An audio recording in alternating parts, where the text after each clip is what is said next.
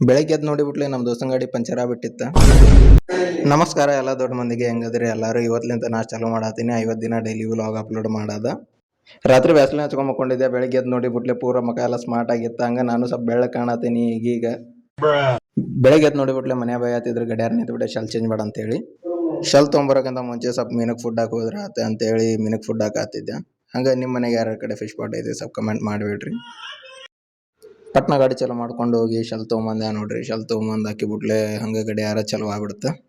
Shell ತಂದು ಹಾಕಿಬಿಟ್ಲೆ ಮತ್ತು ಮನ್ಯಾಗ ನೀರು ತೊಗೊಂಬ ಅಂತಂದ್ರೆ ನಾವು ಒಬ್ಬನೇ ಹೋಗೋದೇನಂತೇಳಿ ನಮ್ಮ ದೋಸ್ತ ಮನೆಗೆ ಹೋಗಿ ಹಂಗೂ ಕರ್ಕೊಂಡಿದ್ದಾಗ ಬಂದೆ. ನಮ್ಮ ದೋಸ್ತ ಮತ್ತು ರೀಲ್ಸ್ ಮಾಡ್ಬೇಕಂತೇಳಿ ಫ್ಲಿಪ್ಕಾರ್ಟ್ ಒಳಗೆ ಗ್ರೀನ್ ಸ್ಕ್ರೀನ್ ತರಿಸಿದ್ದ. ಮತ್ತು ಅವ್ರದ್ದು ಮನೆ ರೆಡಿ ಆಗತೈತಿ.